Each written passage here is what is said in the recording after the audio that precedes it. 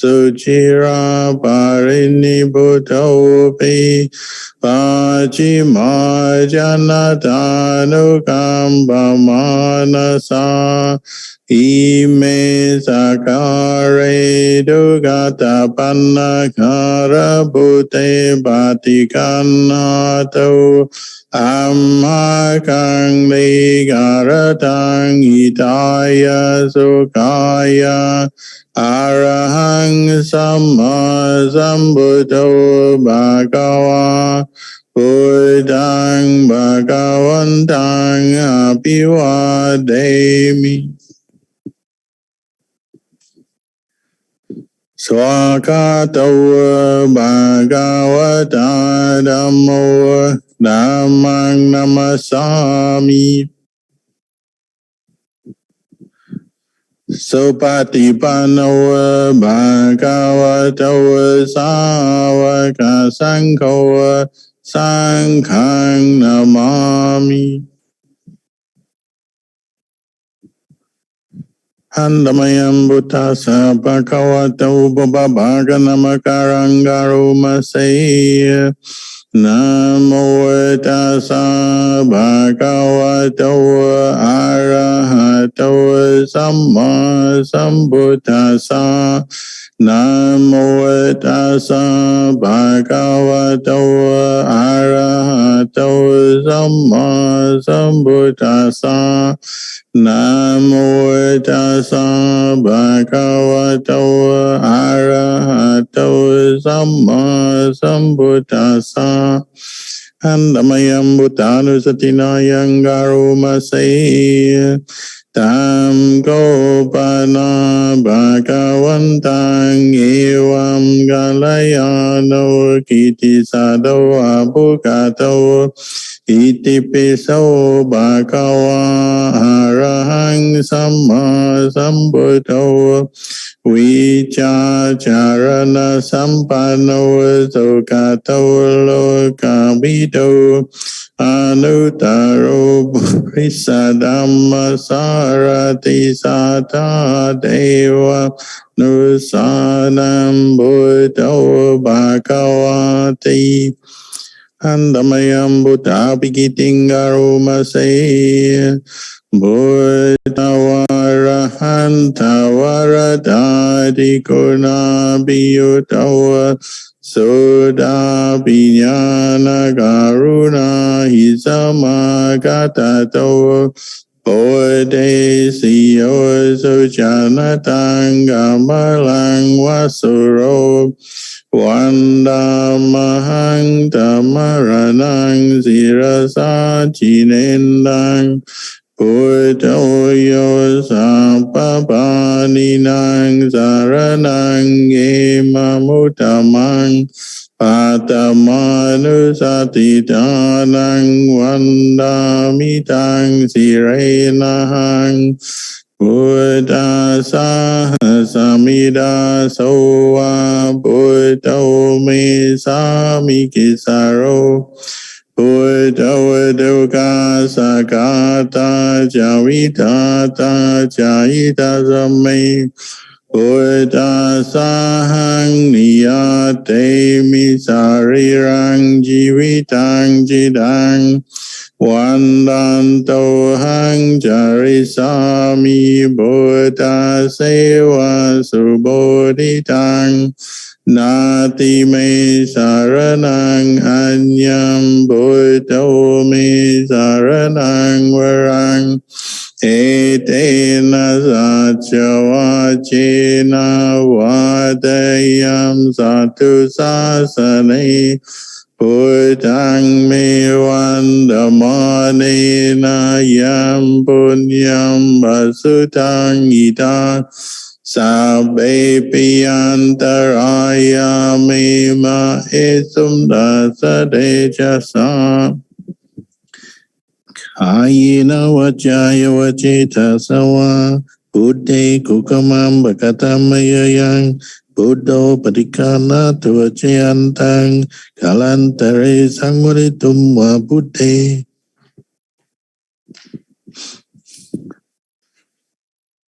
หันธัมมังธรรมานุสตินายังการุมาเสยสวากาโตภะคะวะตาธัมโมสันติติโกอาคาลิโกอิปัสสิโกโอปนัยโกปัจจตังเวทิตาโพวินโยหิติหันธัมมังธัมมาปิกิติงการุมาเสยสวากาตตาติโกนายโยกาวะเสนะสยโยโยมากะภากะปาริยาติวิโมกะเปโดธัมโมโกโลกะปัฏฐานาทัตตาริธาริวันดามหังธัมมหรังวรธัมมเมตังธัมโมโยสัมปปานินังเขมมุตตมังตุติยานุสติทานังวันดามิทังสิเรนะหังธัมมัสสะสามิดาโสวะธัมโมเมสามิกิสโรธัมโมดุกัสสะกาตาจาวิตาตาจาอิตาสเมธัมมัสสะหังนิยาเดมิสาริรังชีวิตังจิตังวันตันโตหังจาริสามิธัมมาเสวะสุธัมมตังนาติเมสารนังอัญญังธัมโมเมสารนังวรังเอเตนะสัจวะเจนะวะเตยัมสัตตุสาสเนธัมมังเมวันธมานินายัมปุญญัมวะสุทังอิดาสัพเพปิยันตรายาเมมาเอสุมดัสสะเดชะสาขายนะวะจายวะเจทัสสะวะนามิกุกมัมบะกะตามะยังธัมโมปฏิกานาตัวเจยันตังกาลันตเรสังวริตุมวะธัมมิ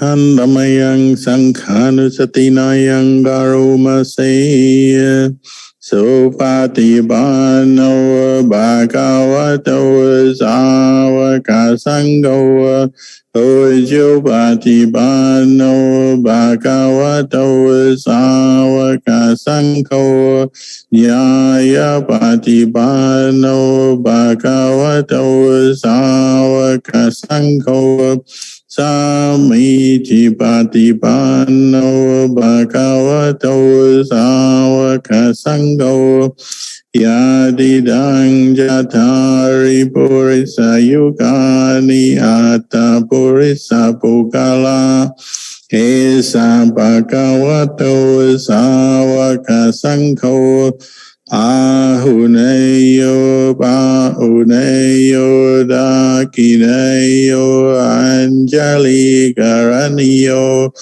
อนุตตรัมบุญญาเกตังโลกัสสาติหันธัมมังสังฆาปิกิติงการุมาเสยสัทธัมมะโจสุปฏิปฏิโกนาบิยุโตโยตาปิโดอริยปุกาลสังฆาเสโตศิลาติธัมมปวาราสยกายจิโตวันธัมมหังธัมมาริยานะกันังสุสุดังสังโฆโยสัพพปานินังสารนังเขมมุตตมังตติยานุสติทานังวันดามิทังสิเรนะหังสังฆาสะสามิดาโสวะสังโฆเมสามิกิสโรสังโฆตุกัสสะกาตาจาวิตาตาจาอิตาสเม Sangha sahang niyademi sarirang jivitang jidang Vandanto hang jarisami sangha sobatipanatang Nati me saranang anyang sangho me saranang warang Etena sacha vajena vateya satu sasane Sangkang mi vandamanena yam punyam vasutang ida Sabe piyantaraya mema esum dasate jasa Kayena vajaya vajita sawa Sangi kukamam bhagatamayayang Sangho patikana tuacayantang Kalantare sangvaritum vasangi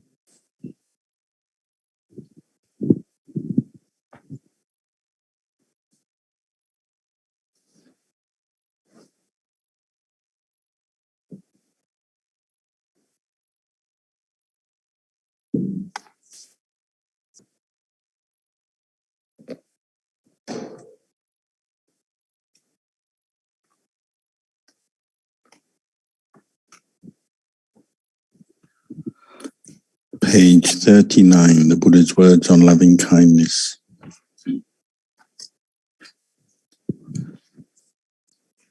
Now let us chant the Buddha's words on loving kindness. This is what should be done by one who is skilled in goodness and who knows the path of peace. Let them be able and upright, straightforward and easy to teach, humble and not conceited, contented and easily satisfied, unburdened with duties, peaceful and calm and wise and skillful, not proud and demanding in nature. Let them not do the slightest thing that the wise would later reprove, wishing in gladness and in safety. May all beings be at ease, whatever living beings there may be, whether they are weak or strong, omitting none, the great or the mighty, medium, short or small, the seen and the unseen, those living near and far away, those born and to be born. May all beings be at ease. Let none deceive another or despise any being in any state. Let none through anger or ill will wish harm upon another, even as a mother protects with her life her child, her only child. So with a boundless heart should one cherish all living beings, radiating kindness over the entire world, spreading upwards to the skies and downwards to the depths, outwards and unbounded, freed from hatred and ill will, whether standing or walking, seated or lying down, free from drowsiness. One should sustain this recollection. This is said to be the sublime abiding, by not holding to fixed views, the pure-hearted one having clarity of vision, being freed from all sense desires, is not born again into this world.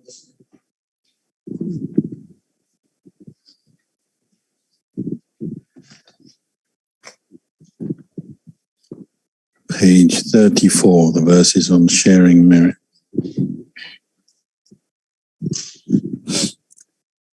Namayang sabapati dhanagatayo banamase Punya Siddhani Kata Sanyananyani Katani Me Te Sancha Bhagino Hontu Satananda Pamanaka. May whatever living beings without measure, without end, partake of all the merit from the good deeds I have done. Ye piya gunawanta cha mahamata pidatayo tita me chapaya titawa anyima jata verino. Those loved and full of goodness, my mother and my father dear, being seen by me and those unseen, those neutral and diverse, Satati tanti loka samimde bhuma jatu yonika, panchika jatu okara sangsaranda bhava bhave. Beings established in the world from the 3 planes and 4 grounds of birth, with 5 aggregates or 1 or 4, wandering on from realm to realm. Nyatang ye patitanang me anumodantu te sayang, ye chimang na pajananti dewa te sang nivetayum. Those who know my act of dedication, may they all rejoice in it. And as for those still unaware, may the devas let them know. Maya dinana punyanang anumodana hetuna, sabe sata sata hontu avira sukha jivino. Kema padancha papontu te sasa sijatang supa. By rejoicing in my sharing, may all beings live at ease, in freedom from hostility. May their good wishes be fulfilled, and may they all reach safety.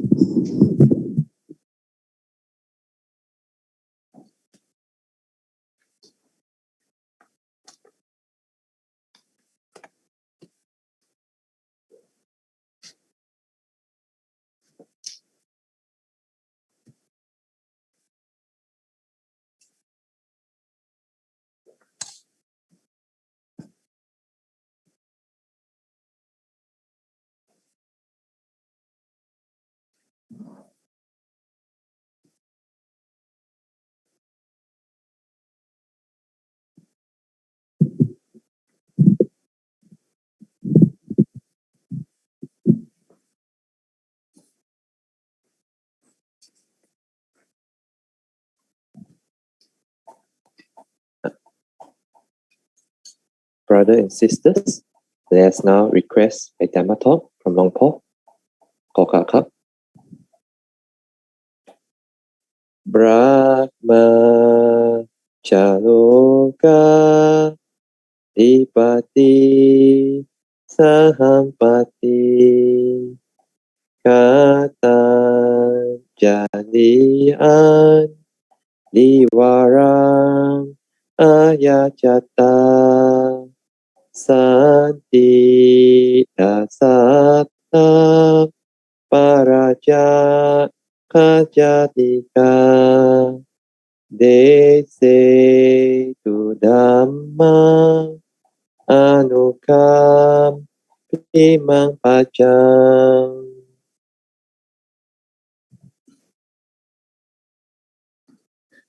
Namo tassa bhagavato arahato samma sambuddhassa. Namo tassa bhagavato arahato samma sambuddhassa. Namo tassa bhagavato arahato samma sambuddhassa. Buddhang dhammang sanghang namassami.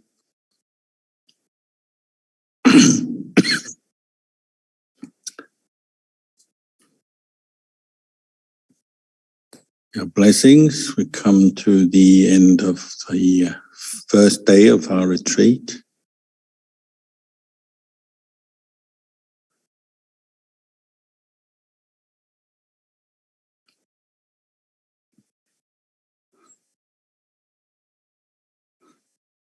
There's something the Buddha never said was that he could make people enlightened, make people go beyond suffering, reach liberation, nibbana. It's not something he could transmit or pass on from one person to another in that way. He said his role, he's the Tathagata, his role is to show the way, explain the way, teach the way. But he can't do the practice for us, which for some people at first can be a bit disappointing because we'd all like to have a great figure, a great spirit watching over us, doing the practice for us, nudging us along, getting us there, so that we don't have to do much. We don't have to expend effort, that we don't have to go through all the problems and obstacles. But that's not the way it works. The Buddha taught the Eightfold Noble Path and gave that to us as a way for us to practice. These are qualities, 8 qualities that have to be cultivated by each individual. And they're all cultivated in our mind. And that's why practicing meditation in particular, and in a retreat situation where you keep 8 precepts, do sitting and walking meditation, listen to the Dhamma, simplify your life, is so valuable because you have all your time and energy to devote to cultivating the Eightfold Noble Path. And it's a gradual or cumulative effect on the mind over time. These qualities are arising and they support each other like 8 friends or 8 parts of the whole.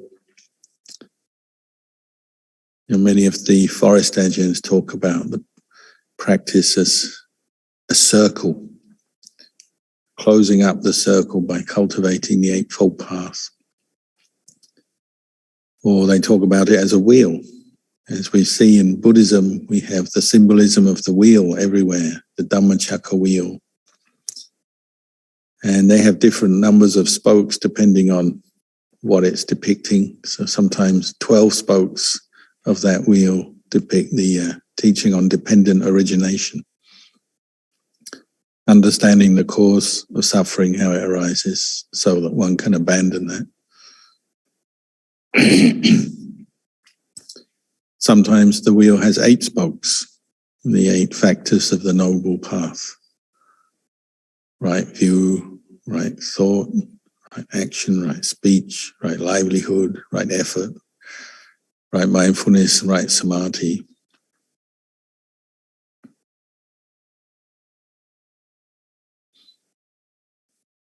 And just like a wheel for a bicycle or any other thing, any other vehicle, if one of the spokes is missing, the wheel starts to go wonky and very quickly will collapse.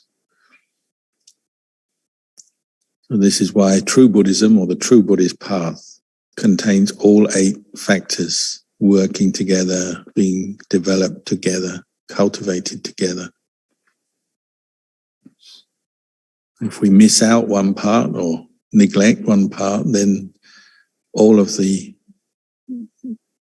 factors and the whole result, the mind, your mind will not get to where it wants to go. The wheel won't turn, the wheel won't roll. This is also another disappointment to people sometimes when they wake up to this fact, because we all come to practice Buddhism first by hearing the teachings and reading the teachings. And we might be able to remember the teachings quite well. our education system and the way of communicating Dhamma even is quite good these days. We have so many supports, technology and books and recordings and places to practice. So it's quite possible for people to gain a lot of knowledge quite quickly. But this knowledge is still what we say sanya, it's memory. And it is vital for the practice, but it's not the whole practice. And yet sometimes we mistake it for the whole practice. If we can explain the Dhamma, remember it, we know it, then we can think that's it, that's the path, we've developed the path. So what we often do then is go off and teach it and talk about it. Ajahn Chah always used to remind us that the Dhamma of words, of memory, the intellectual side of the Dhamma, the words in the books, in the texts, are one thing, and the experience of the Dhamma in your heart is different. It's another thing. The words greed, anger, delusion, which are the kilesas, they are one thing written down on a page. They're another thing when they arise in your heart. So the cultivation of the Eightfold Path is always leading back to your heart, your citta, or we say the one who knows, or the quality of knowing. And there's no way around that. We have to keep developing this inner awareness. It's not to say that what we learn and hear is not valuable and helpful. It can be, of course. And depending on your character, some people really like to contemplate and think through the Dhamma, learn the Dhamma very well. They learn even Pali language, learn the suttas, and that's good up to a point. But it still won't free your heart from greed, anger, and delusion. That has to come through directing your attention inwards and recognizing these qualities for what they are. Excuse me, I've got a bit of a frog in my throat. Anger on the page is not the same as anger in your heart. Anger on the page is pretty passive. It's just a word which might be useful if you're considering, how does anger arise, what to do about it, what's its nature. Well, you can write all that down. You can remember the words.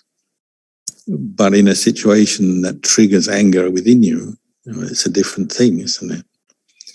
Even this much we know, we can probably remember this much. Anger in the heart is different from anger on the page, but still we are subject and conditioned by experiences that may bring up anger, from mild irritation through to boiling rage. And all the other sources of suffering in our life and in our mind are the same. So these 8 factors of the path are steering us, guiding us towards knowing this mind and purifying the mind through the practice of cultivating the Eightfold Path.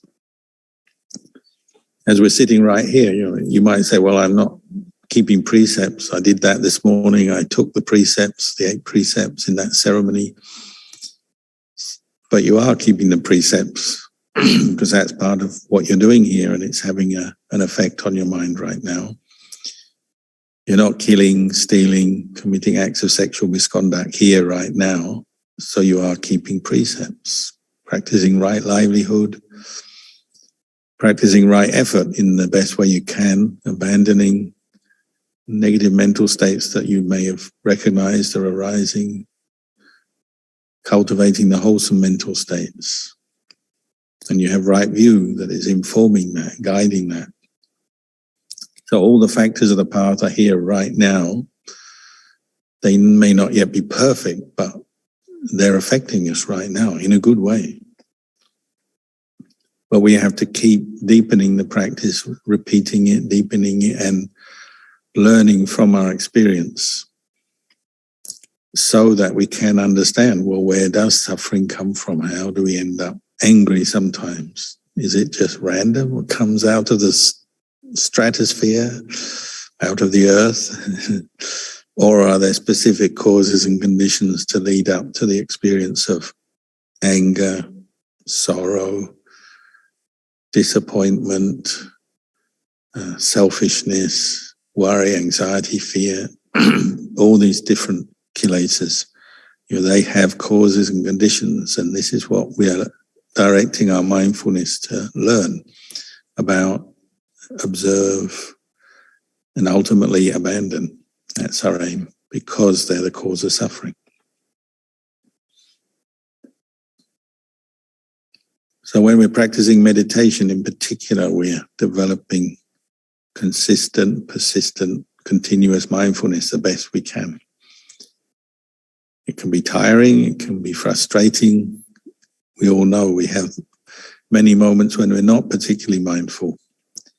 Nevertheless, we continue to put effort in to improve our level of mindfulness. And as we do that, then we'll experience states of calm as well, because it's just a natural result when you're practicing mindfulness. The body and mind settles down. We feel more relaxed. The less distracted we are, the more mental energy we have.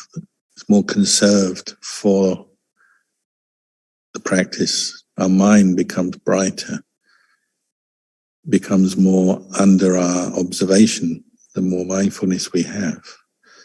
Even when we lose mindfulness, we're quick to see that. The more we train, the more we practice. And we develop skillful attitudes that help us to deal with some of the cravings and attachments that we all experience. You're getting to see your own body and mind from a place of observation, calm, detached observation, which is what mindfulness allows. And the stronger our mindfulness is, the more we can do that, the more we can maintain mindfulness in different situations. And most people understand this point. If you practice meditation regularly, the benefits and the results are not just simply when you're sitting on the meditation cushion. Even though you may have some very deep, profound meditations and experience deep states of calm and stillness or insight that seems to be really clear, there'll also be other times where mindfulness is improved because of your meditation practice, after the retreat or after a meditation. And you can also gain mindfulness, more mindfulness, insight, states of calm. They can arise because of the conditioning factor of having put effort into your practice. Then later it comes up again in the right situation. We can't always predict when the situation will be, but listening to the experiences of other meditators and practitioners, we can see it does happen that way as well. Ajahn Chah used to say, everything is teaching us, but we have to open our heart to see that and take in these lessons that are there. So as we practice mindfulness, we do start to be much more observant of reality and the nature of things. And we see things that we didn't see before. We understand more what is a wholesome state of mind, what are wholesome qualities of mind where we didn't see them or know them so much before. So sometimes people describe their practice and they say sometimes you're just in a more normal situation, doing some chores, cleaning, washing, sitting in a car in a traffic jam, going to work, going here, going there. States of stillness can sometimes arise. People can go into states of samadhi sometimes. Have deep feelings of peace come over them, or deep insights into the three characteristics: impermanence, unsatisfactoriness, not self. Profound states of compassion can arise sometimes. And this is the cumulative effect from the practice you've done. Just may not be in a situation you expected it. In one way, that's the marvel, the magic of Dhamma. It's not bound by time and place, but it does have to come about through the efforts we make in developing the path, sila, samadhi, panya, taking time, taking interest into looking after our mind and cultivating mindfulness and contemplating things, training ourselves in that.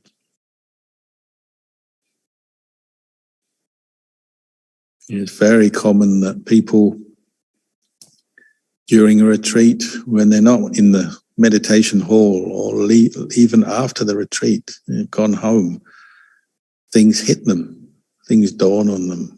The light bulb moments, the light comes up in the mind, they realize something they were clinging to drops away. Maybe some anger that they were holding on, a negative view of themselves or someone else. They finally realize this is to be abandoned. Maybe some pain that was coming up, mental or physical pain that was coming up, drops away at some point. And this is a result of the practice we've done previously, coming together. Or hearing some news, or seeing a very ordinary experience, but seeing the Dhamma in it. Cleaning up some rubbish, or washing dishes, or sweeping leaves, very ordinary things. The Dhamma comes in when mindfulness is there. We're aware of our posture, our mind, what we're seeing, what we're hearing, what we're experiencing, and we see Dhamma in that moment. We see the impermanent nature of things. Leaves grow on the trees in the spring and the summer, and then they fall off in the winter. And you see the cycle of birth and death just in sweeping leaves, maybe. Or you cook some food, have a meal, wash the dishes, and you're just seeing the impermanent nature of things. You don't stay full from that meal forever. Later you have to go and find more food and eat again. Life is full of cycles and repetitive actions, repetitive experiences, but the important thing is, where's your mind at as you're going through these cycles or experiencing them? When mindfulness is there, then insight and wisdom starts to arise quite naturally. We may have to nudge it along by consciously contemplating things, looking, but it's not something you force, but quite naturally when you're mindful, you notice things, you observe things, and it teaches your mind. Everything teaches us. Then people will say, well, how do you get insight? How do you know you've had an insight? Well, one way of knowing insight is that it should be leading to feelings of peace, calm, letting go, relinquishment, turning away from that which brings you suffering, which is clinging, attachment, holding on, identifying strongly with feelings, emotions, mental states that bring us suffering. Clinging to material things, clinging to people, clinging to our ideals and our desires and wishes brings suffering. Letting go, relinquishment, brings peace. Just as when you carry something heavy, after a while it's a burden. When you recognize it's a burden, you put it down. Whether it's a physical thing or just the mental baggage you've been carrying around for a while. When you see it's painful, it's suffering to hold on, you're ready to let go and put it down. When you see you can put it down because it's not really you, it's not self, then you can put it down. And we just practice this in whatever part of our life we're in, whatever aspect of our life is coming up, whatever we're experiencing, that's where you practice. So it's impossible to predict this or tell people exactly how it's going to go. What the Buddha did was give you the tools, the means to develop insight, understanding, let go of your suffering, but then you have to practice and it will unfold according to your particular karma, personality, character. Ajahn Chah himself said that, he had all kinds of very ordinary insights in the beginning that would be no different from us. So that's another thing. We often think those people who seem to get results in the practice are very special people. They're not me. I'm just ordinary and I'm full of problems and stress and worries. But actually, you read the biography of Ajahn Chah or other enlightened masters, they come from exactly the same place as us. They were born with a body, with hopes and fears. They grew up experiencing pleasure and pain, did very ordinary things just like us. But they became interested in Dhamma and started practicing, and they didn't stop practicing. So they built a cumulative amount of mindfulness and sila and wisdom. Gradually those things grew up out of their practice.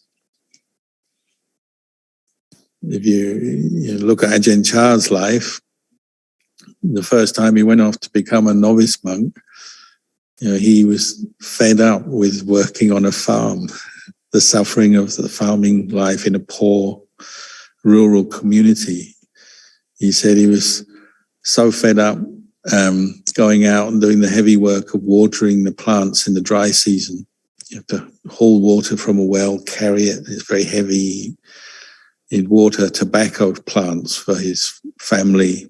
It's one of the things that people would grow in the dry season. He said, every day I'm hauling water, watering the tobacco plants, and I never even get to smoke it anyway because he was a kid. It's so miserable. Another thing that got him kind of thinking about going into the monastery was when the rice threshing machine, which is basically hand driven, you have a grindstone and a pounder that's wood and a lever that holds the wood, lifts it up and down, and that broke. And then they're trying to fix it because it's the necessary thing to, once the rice is harvested, you've got to thresh it and separate the rice from the chaff.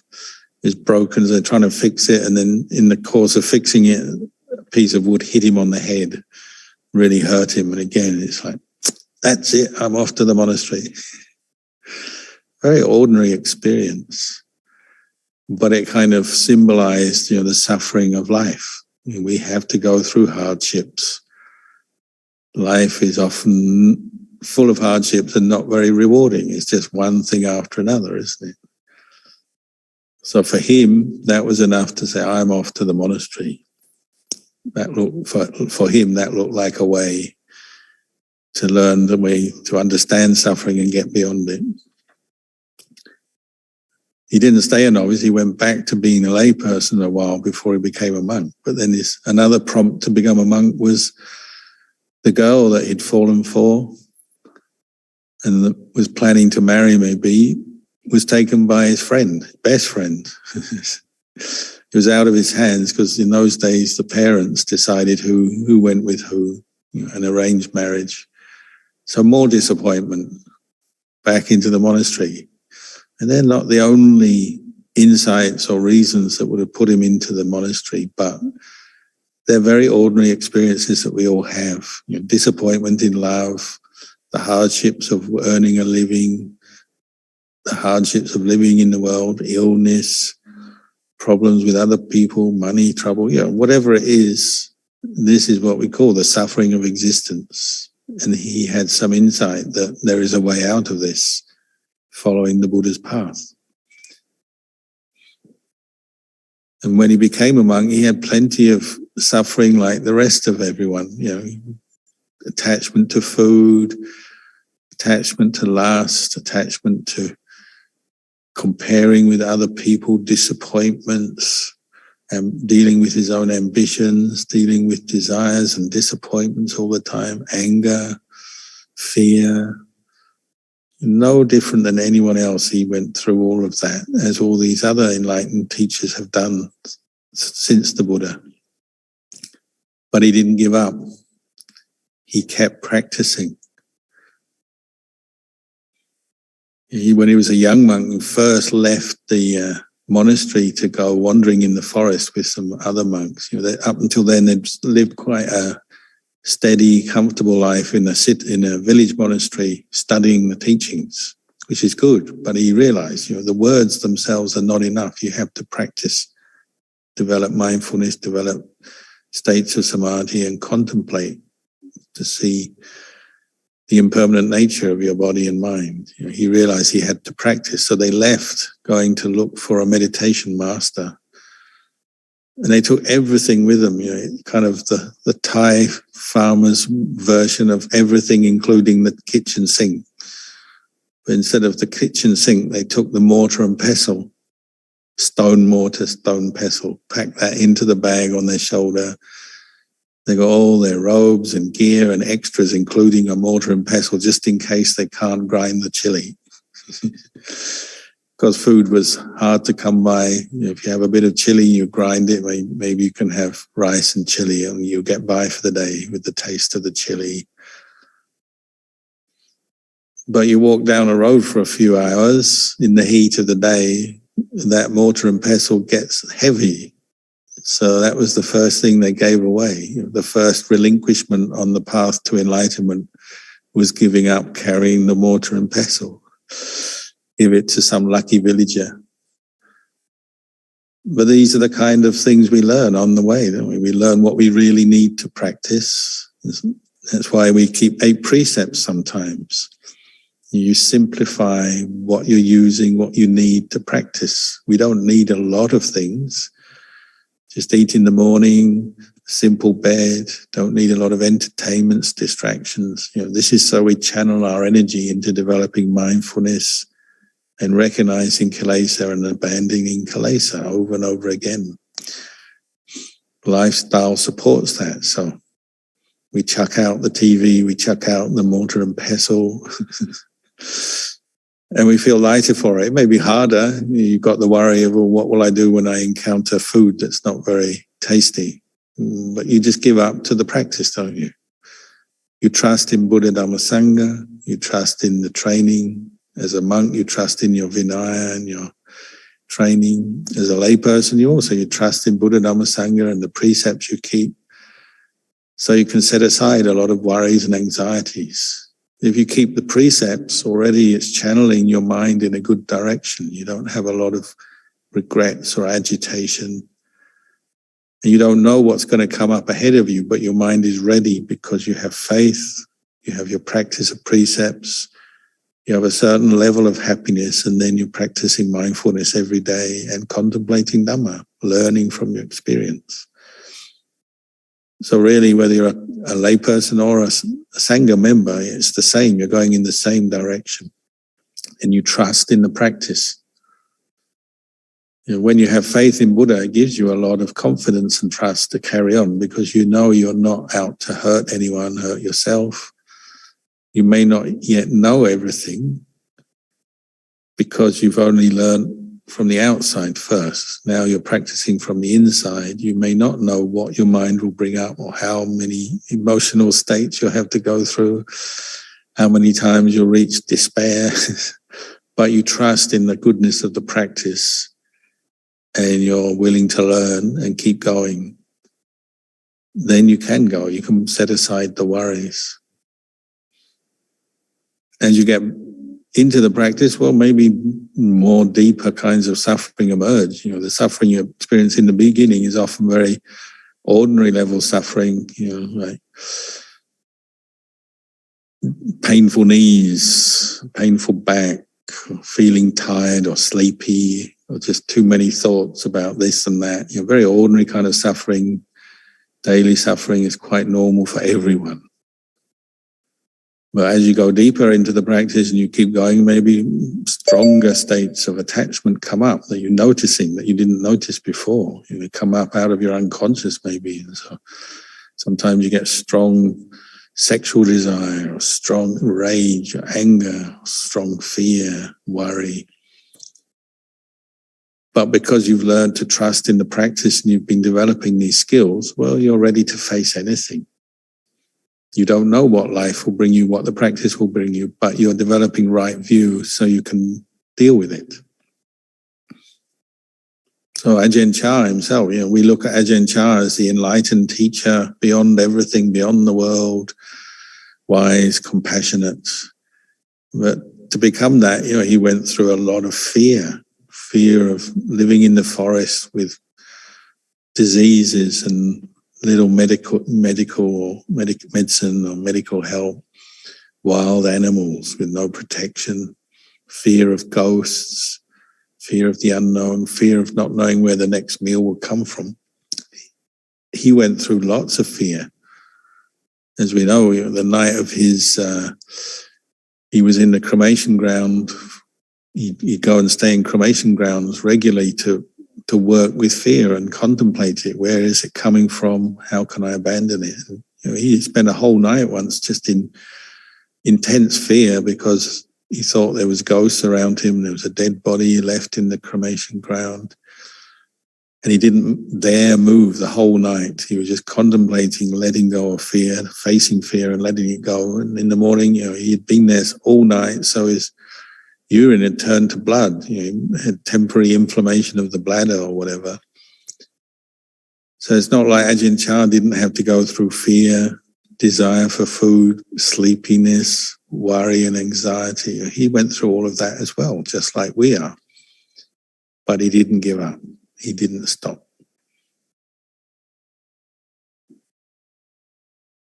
So those who gain the Dhamma, understand the Dhamma, they've been through much suffering, but they've used the Dhamma to deal with it. They develop right view. They develop the faith and trust in Buddha, Dhamma, Sangha, in the way of practice. Even just trusting in the meditation object is important, isn't it? Trusting to give up everything to recite Buddho or follow the breath. That will bring up doubts. There'll be endless thoughts that scream at you as you meditate, saying, this thought is more important than your watching the breath.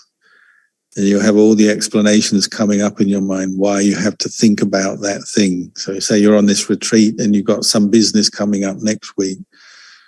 It'll come into your mind saying, think about this. You've got to plan this job or traveling to this place or that bit of activity. I've got to think about it now, sort it all out now so I don't need to watch the breath. These are the tricks of kilesas, they say. Your own mind is tricking you, saying, don't watch the breath and bring up mindfulness. Just follow the story of your mind at this moment, thinking about that bit of work or what you're going to eat tomorrow, or that friend you got to see, or that person that you got to sort out. It will come up, won't it? And at the moment it comes out, if you're not mindful, it'll trick you straight away. This is what I got to think about. And you'll forget the breath. So you have to be ready to trust in going back to the breath and letting go of all this stuff. One thing I always found helpful is you just make a note of whatever it was that was bothering you in your meditation, that important thing you must think about as you're trying to watch the breath. And then when you finish your meditation, does it come up and bother you then? Is it really that important? No. You finish your meditation, you go away and you think of 101 other things. And when you catch that, you realize, it wasn't so important after all. So when you're meditating, why do you really need to think about that stuff? If you've been through that a few times, then you're wiser, aren't you? You're smarter. So when it's coming up again, you say, I've seen this before. The reasoning of the mind that I must sort this problem out now in my meditation. So I won't watch the breath. I'll just think it through. Then I'll be settled. Then I'll go back to the breath. It never works, does it? You're just endlessly thinking. Then you get disappointed because you're not with the breath and you think you're no good at meditation, and it piles on and on and on, and you feel really depressed at the end. Everyone's been through that. So you have to teach yourself. and don't follow the tricks of the mind, the tricks of the kilesas. All those nice things you want to think about that make you feel good. No. Set it aside. All that self-criticism, you're feeling bad about yourself because you didn't do this, you didn't do that. No. Set that aside as well. All the important things, problems in your life you've got to solve. No. Set it aside. Just be willing to let go of everything and trust in the breath, and then things start to improve. You feel better when you let go. You're putting down the heavy baggage of the mind. You're throwing out the mortar and pestle. You're throwing out the business plan. You're throwing out the social engagements, the travel plans, the reactions to pain in your knee. Just throw it all out and trust in the breath. And you start to experience the peaceful mind, the still breath, the beautiful breath. Your mind improves when you do this.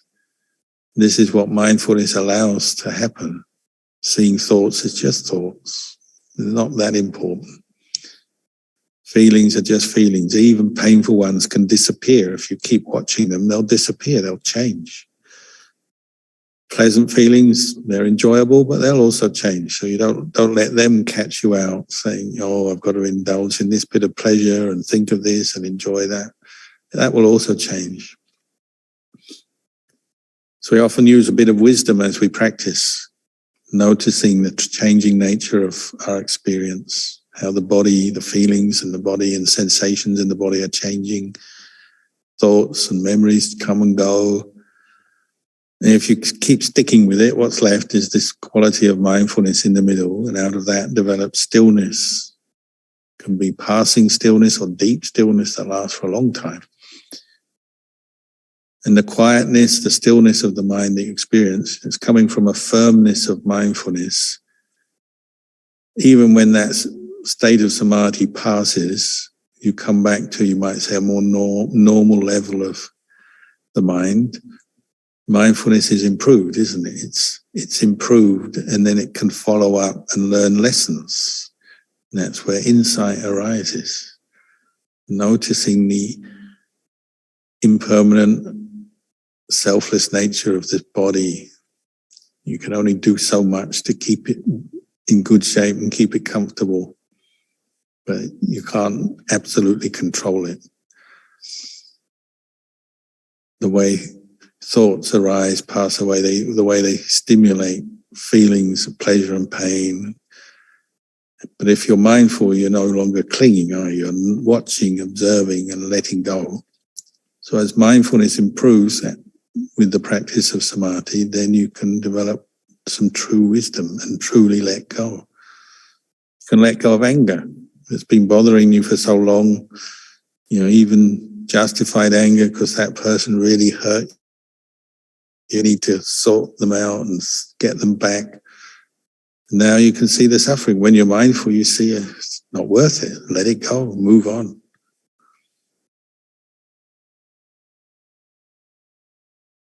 This well practiced, backed by sila, samadhi, allows you to start letting go of greed, anger, delusion, craving and attachment. This is how Ajahn Chah has practiced. This is how other teachers have practiced. And we just have to keep doing it. Keep learning, keep practicing, and things improve. So maybe for tonight, I'll leave you with these reflections and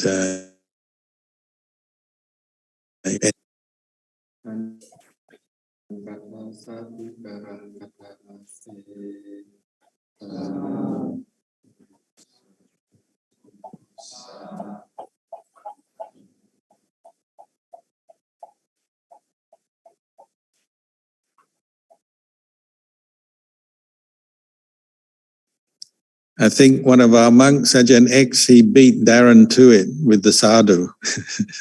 I don't know if you heard that. Yes, Long Po. It's okay. It's good enough. It's our tradition to do it in the monastery. So the monks are all here, so they did it for you. But maybe we'll end the session here. I'll just lead you. We'll pay. I'll turn back, and if you want to pay respects to me and the Sangha, then that's fine.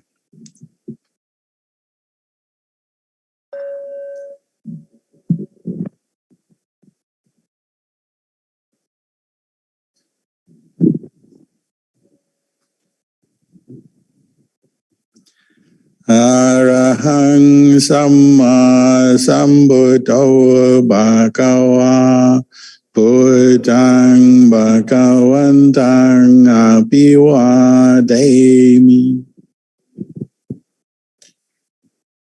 Sawakato Bhagavata Dhammo Dhammang Namasami Supatipanno Bhagavato Sāvaka Saṅkho Saṅkhang Namami. And we'll bow 3 times to Luang Por Chah.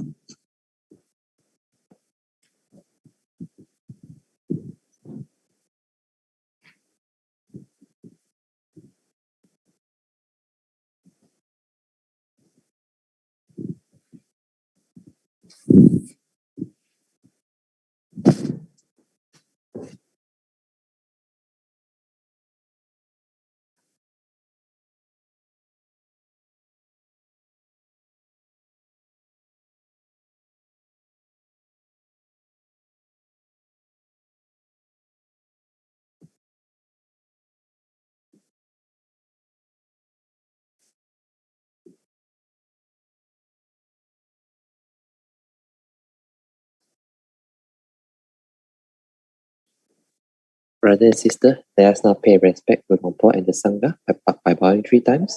Let's bow.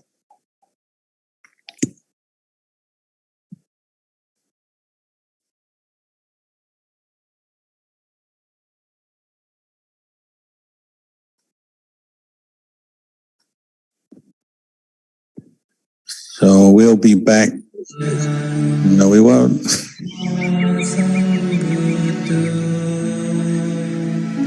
Hold on.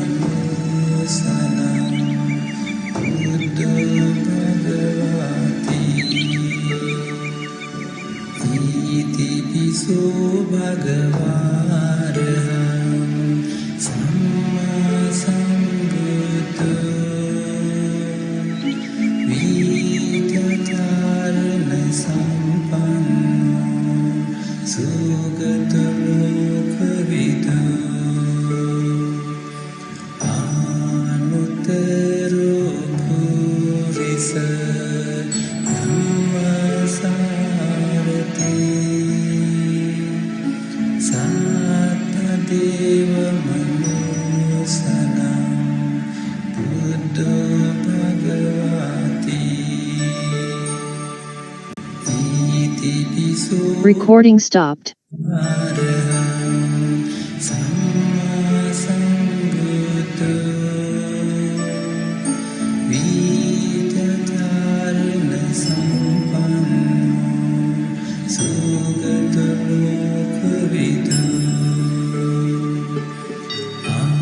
Anuttara